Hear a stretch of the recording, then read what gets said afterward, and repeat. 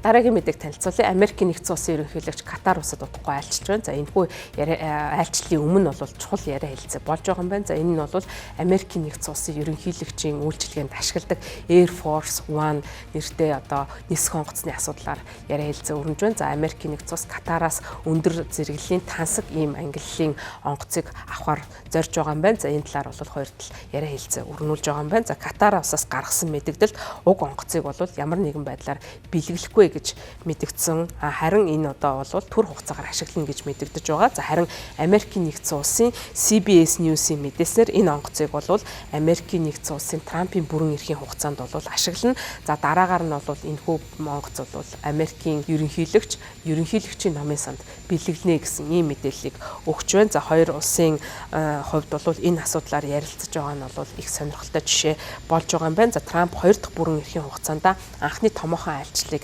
Катар улс болон ойрхон дорнодын бүс нутагт хийх гэж байгаа. За энэ айлчлалын хүрээнд бол тухайн асуудал яригдж байгаа юм байна. За Катарын Америк дахь хэвлэлийн атташе аль сайн нарын хэлэхдээ Катарын батлан хамгаалах яам болон Америкийн батлан хамгаалах яамны хооронд яриа хэлцээ үргэлжиж байна. За энэ асуудал хуулийн байгууллагын хяналтанд явагдаж байгаа. Ямар нэгэн шийдвэр одоогийн байдлаар гараагүй гэж мэдэгдэж байна. За хэрвээ энэ онгоцыг Катар улс Америкийн нэгдсэн улс шилжүүлэх юм бол Америкийн аюулгүй байдлын албаных нь тухайн онгоцонд бол сэргээн засварлах, за шаардлагатай цэвэрлэгээ үйлчилгээ, за бусад одоо аюулгүй байдлын хяналт шалгалтыг хийж зохих одоо аюулгүй байдлыг хангасны дараа бол үүнийг ашиглах боломжтой болно. Өөрөөр хэлбэл одоогийн байдлаар Катар улс онгоц шилжүүлсэн тохиолдолд түүнийг шууд ашиглахгүй юм байна. За одоогийн байдлаар бол онгоцны боломжит үн, за түүнд одоо дараагийн хийх техник засвар үйлчилгээ нь ямар өртөгтэй болох вэ гэдэг нь бол сонирхол татаж байна. За хэрвээ энэ нь бол татвар төлөгчдийн мөнгөтэй холбоотой мөн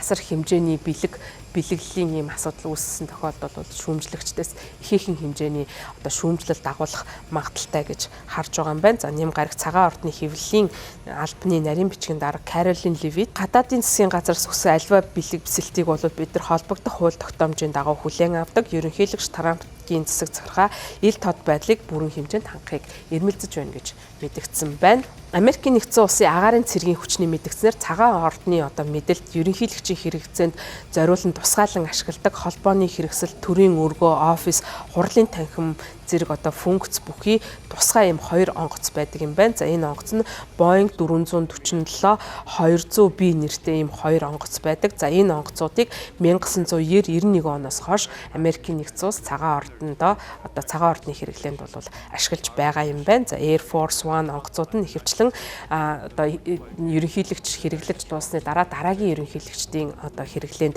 шилждэг юм байна. За тухайлах юм бол үндэсний архивын номын санд мэдээснээр Рейган ерөнхийлөгч ашиглаж байсан Air Force One нэртэй одоо тийрэлтэт онгоц бол Рейганы номын санд хадгалагдаж байдаг юм байна. За энэ онгоцыг номын санд бэлгэлэхээс өмнө 7 ерөнхийлөгч одоо энэ онгоцыг ашиглаж ерөнхийлөгчийг нисгэж байсан юм байна. Катар улсын хувьд нисдэг ордон болгон шинжлэгдсэн Boeing 447-8 нэртэй хувилбарыг Америкийн нэгдсэн улсад санал болгож байгаа гэж ABC News мэдээлсэн. За Boeing компани цагаан ордонд одоо шинэ онгоц нийлүүлэхээр гэрээ байгуулсан боловч Трамп энэ одоо асуудал бол гэрээний хугацаанаас хоцорч байгаад бол бухимдалтай байгаагаа мэдгдсэн. За түүний засаг захиргаа эхний одоо хугацаанд ажиллаж байх үедээ Boeing-тэй тусгаалan гэрээ байгуулсан. Ингээд Boeing 747-8 онгоцноос хоёрыг авах юм захиалгыг өгсөн юм байна.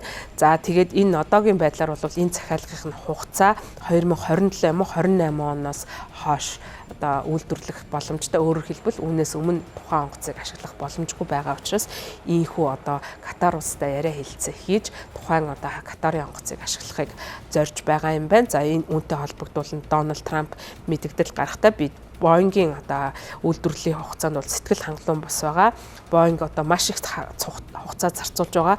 Гэтэл Air Force One бид одоо гэрээгээ аль өгсөн гэж Трамп 2 дугаар сард мэдгдсэн. За бид одоо энэ онгоц худалдаа авах эсвэл ямар нэгэн одоо өөр байдлаар бол энэ онгоцыг орлуулах шаардлагатай нөхцөл байдал байгаа гэж мэдэгдэж байгаа. За Дональд Трамп эхний бүрэн хугацаанд ерөнхийлөгчөөр ажиллахдаа Катартай нэлээд эерэг одоо дипломат харилцаатай байсан.